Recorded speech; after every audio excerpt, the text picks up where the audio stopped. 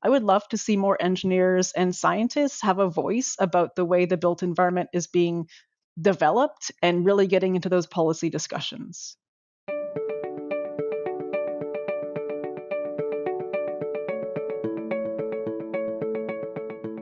Welcome to Infrastructure Connections, the podcast where we explore what makes sustainable infrastructure work.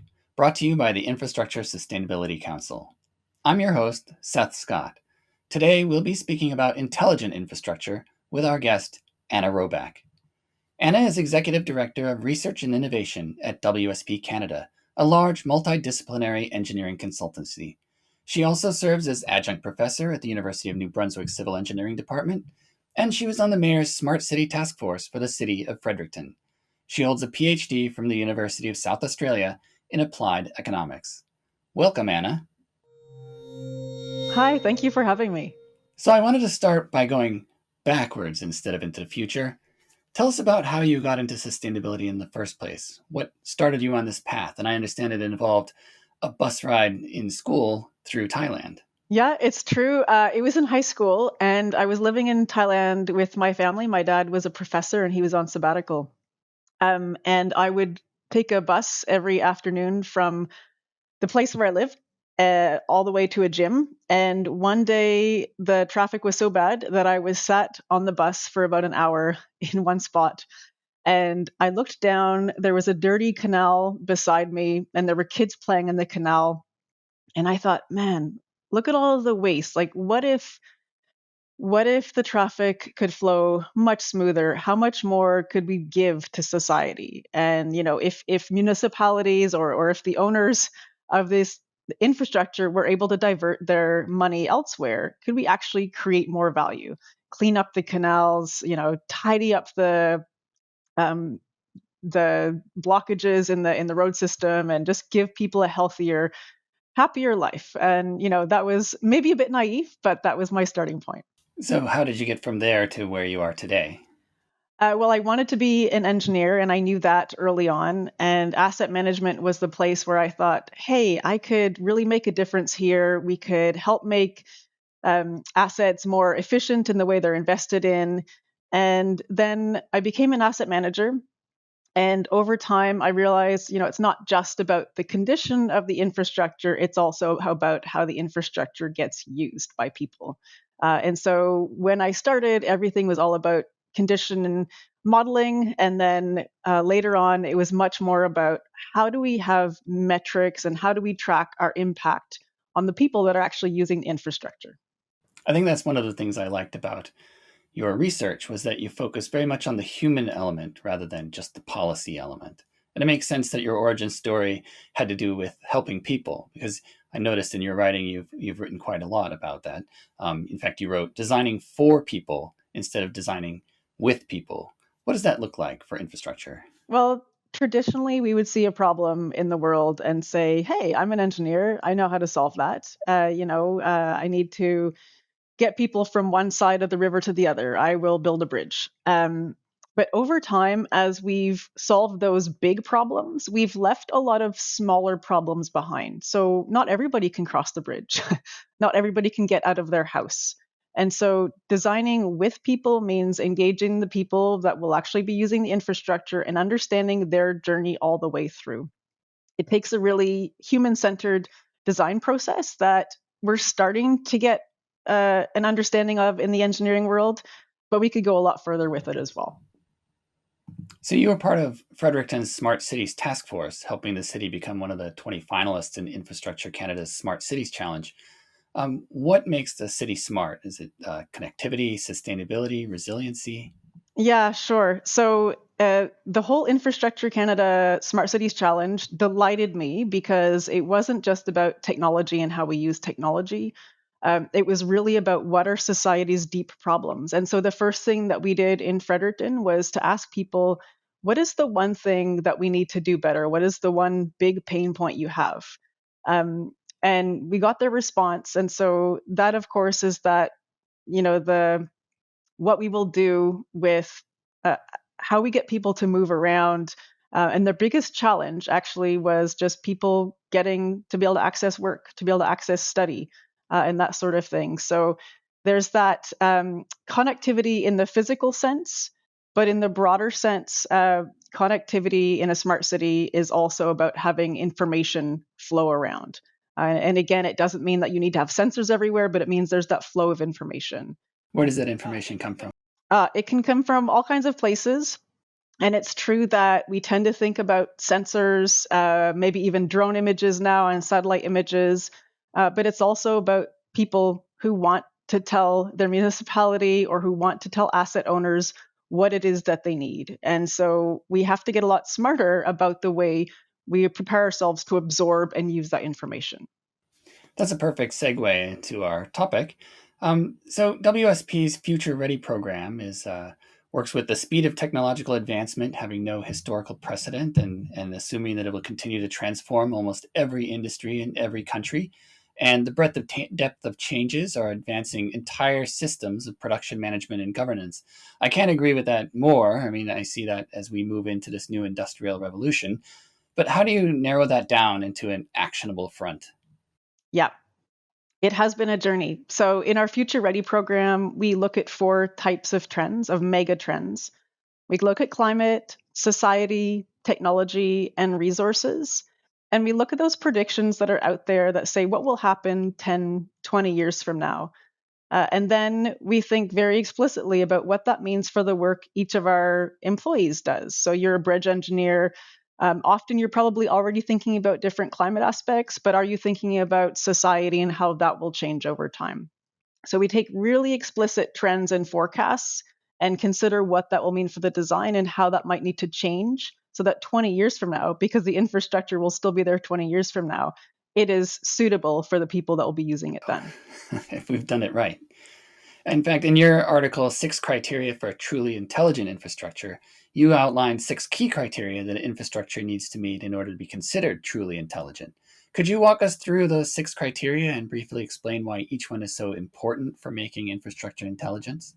Um, the first one is that the infrastructure is just part of an intelligent society. So, you need that infrastructure to work, um, but it works for people. It's not something that we create all these sensors again and we have all this great smart city of the future. There's a purpose to it. The second criterion is that we recognize that our infrastructure is just one part of a network. And so when you see it as one part of a network, then you start to see that maybe where one infrastructure starts to fail, another one could take over. And when I say another one, it could be a completely different type. So an example would be a water treatment plant. Do we need to rebuild a water treatment plant with another water treatment plant, or could we start leveraging more of those natural assets? The third criterion is about the fact that the intelligent infrastructure monitors its own performance and learns. Now we're getting into the more really advanced intelligence of the infrastructure in more of a technical way. The fourth criteria is that this infrastructure sees those trends that we are talking about and increases its resilience to those future shocks and stresses. The fifth is that it can actually control and manage itself. And this six, and this one I think is really important because we can get excited about technology, but it's that we have more benefits than costs to this technology. And the reason that's so important is that we can get really hung up in what we can do with AI, what we can do with sensors. But at the end of the day, do those things that we add bring us more benefit? Example, you might put in a simple controller, a control valve for a water treatment plant. And what we typically know is that the control valve will be made to tell we get some water coming in, we can measure that water quality, and then the control valve can say, "Hey, I think you need more of this or more of that to give us a better water quality." And we know that the outcome is good because the water quality is good at the end. But it's also possible to introduce new technology that really doesn't add a lot. I like that idea of infrastructure being proactive rather than reactive, that the infrastructure can actually actively work to solve problems as it goes along. So, how can infrastructure systems actually predict problems of user needs and act on them in advance? I mean, do we have any examples of that today, or infrastructure being predictive or proactive rather than just reactive? Yeah. And so there we're not just talking about the infrastructure, right? We're looking at the environment around it. As an example, we could have data that are showing us what's happening within a city, what's happening with the traffic. Maybe there's an event going on. And maybe in the past, things like this have happened and there have been a major incident. Maybe there's a crash on the highway or something like that. So this is a pretty basic example.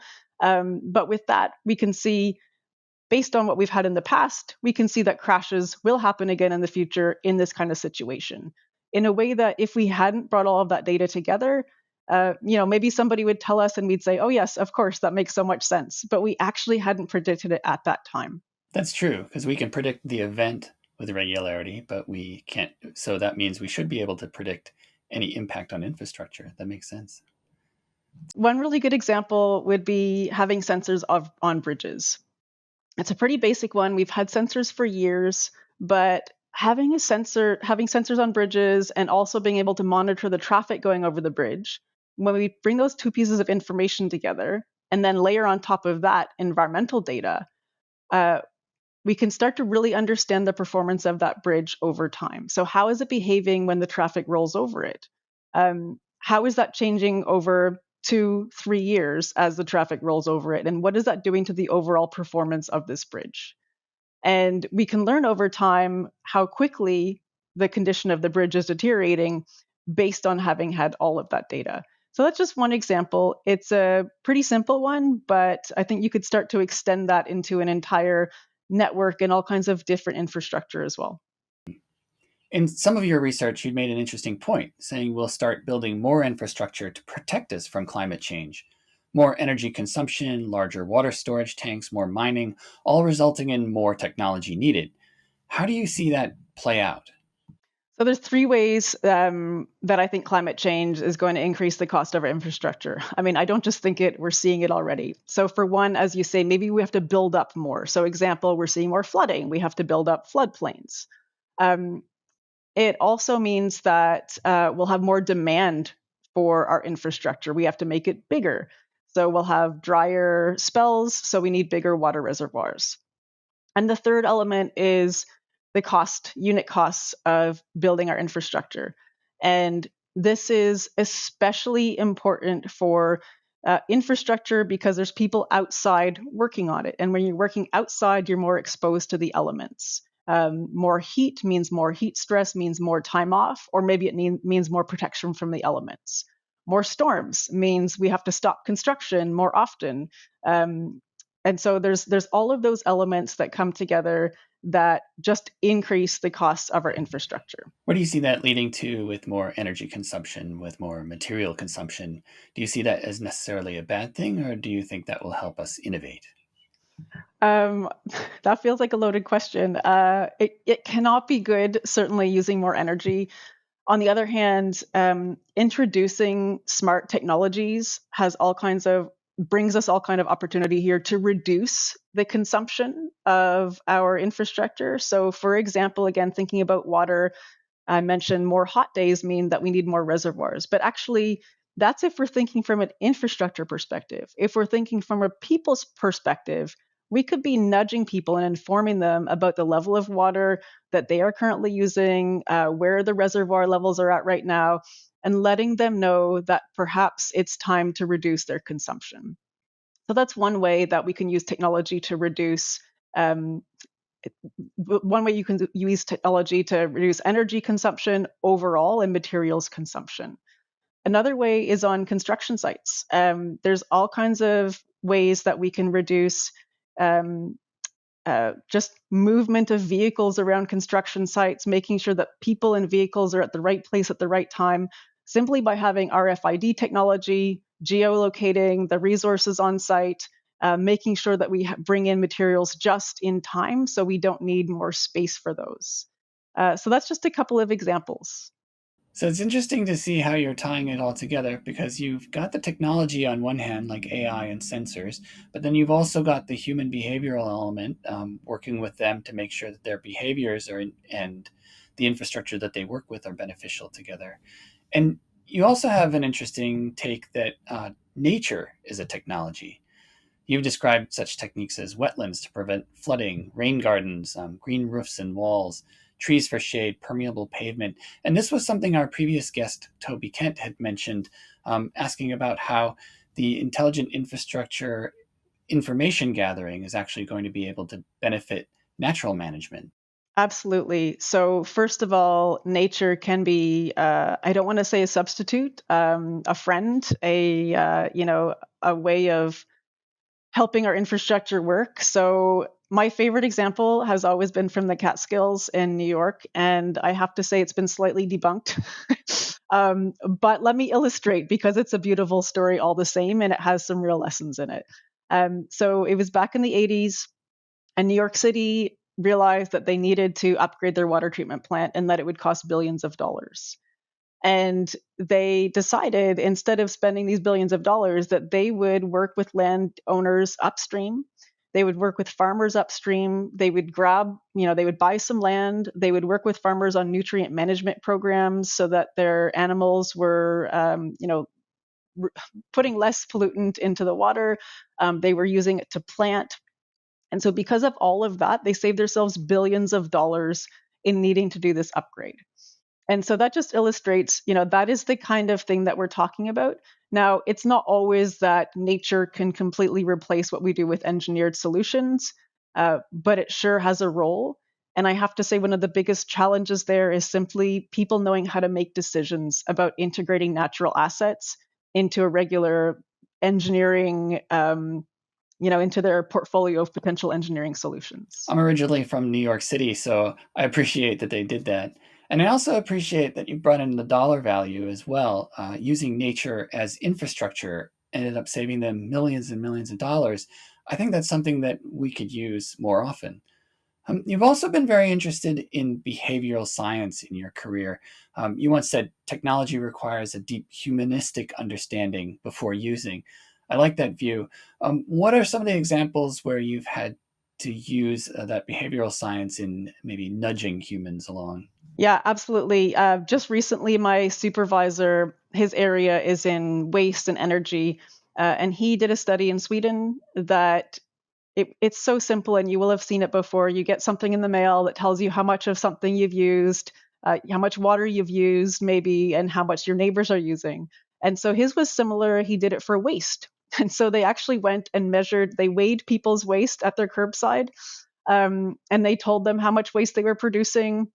And that was really useful and measurably decreased the amount of waste people produce by 10% on average. So there's so much that can help people just by giving them that understanding and maybe a little bit of shame. Maybe it isn't shame so much as data that we're giving them. They have this ability to now weigh their garbage where they never would have before and understand how much they're actually producing.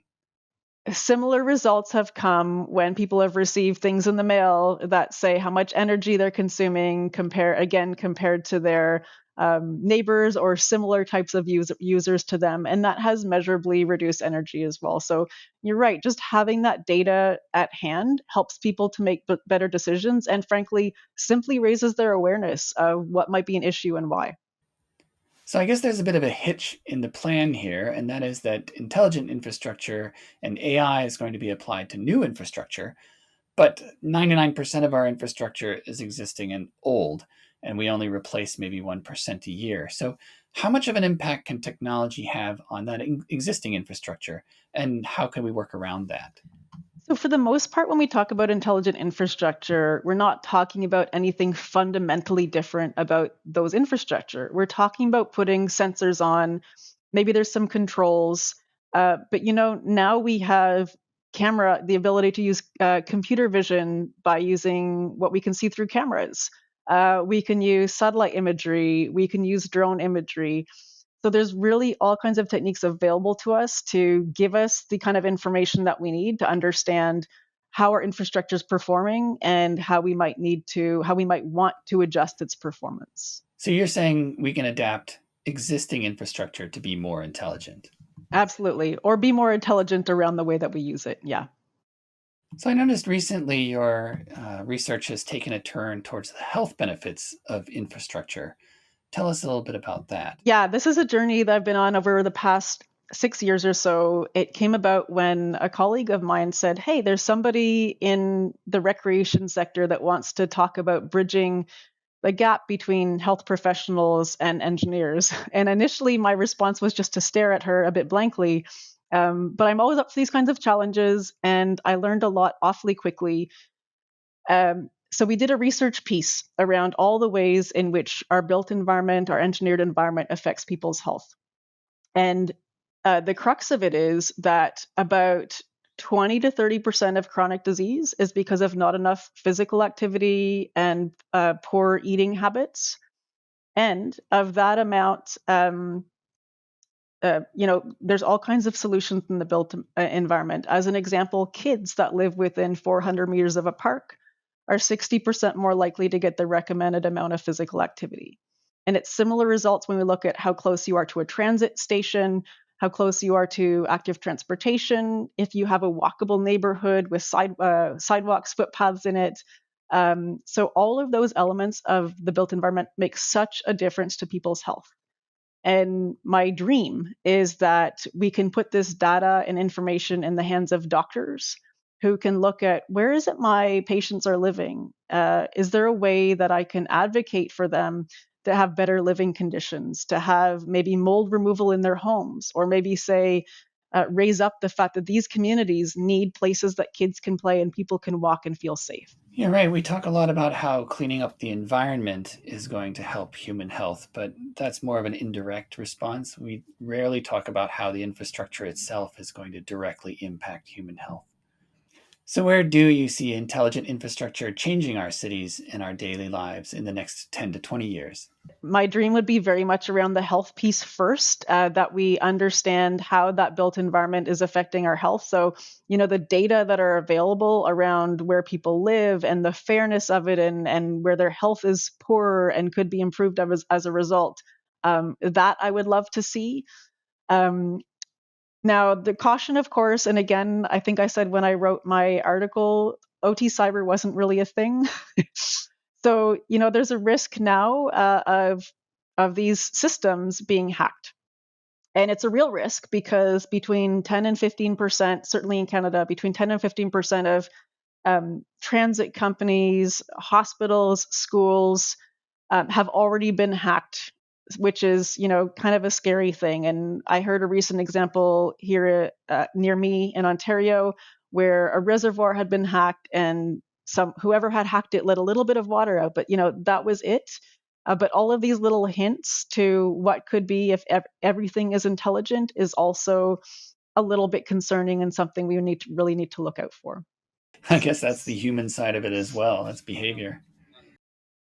It is, yes.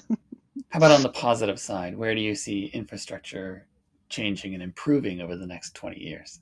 Oh, I think it's going to show us all these different ways that we can live healthier lives, lives that have a lower environmental footprint, ways that we can connect with people better.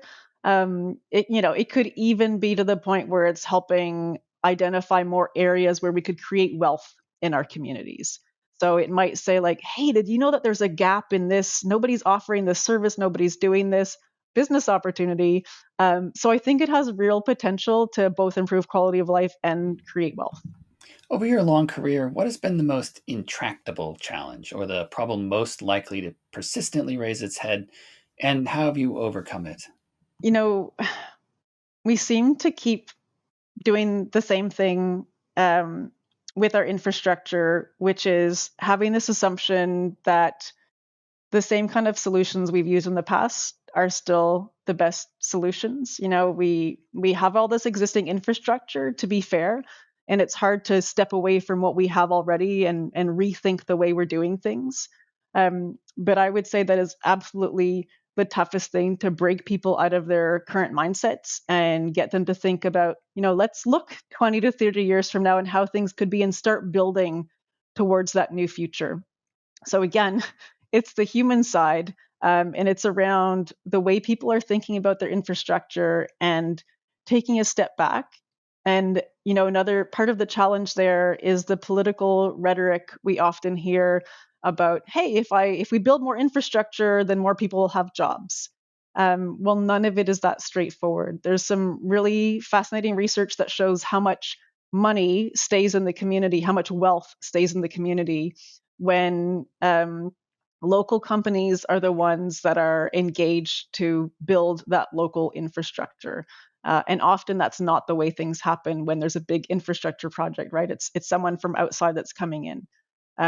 So I think, that side of it, the political or lack of political understanding, I would love to see more engineers and scientists have a voice about the way the built environment is being developed and really getting into those policy discussions.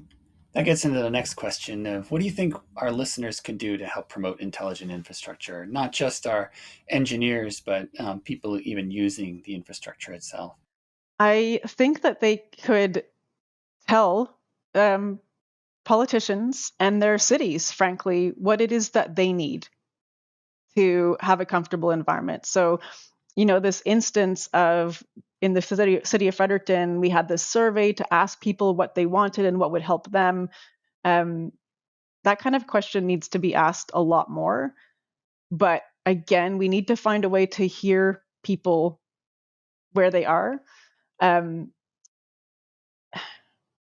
so when they're already telling us what their challenges are and what their problems are, we need to pick up on that, whether it's in social media, whether it's just things that are set out in the street. How can we gather all of that intelligence and make real change? That makes sense. I think that's definitely something that can take us into the future. Well, thank you very much, Anna. It's been a pleasure having you on the show. Thanks so much. It was great being here. Thank you for listening to Infrastructure Connections. Please take a moment to follow us wherever you get your podcasts. And we want your feedback. Drop us a line to let us know what you think. Stay tuned for the next episode where we talk to Christy Graham about the Australian Sustainable Finance Institute. That's coming up next on Infrastructure Connections.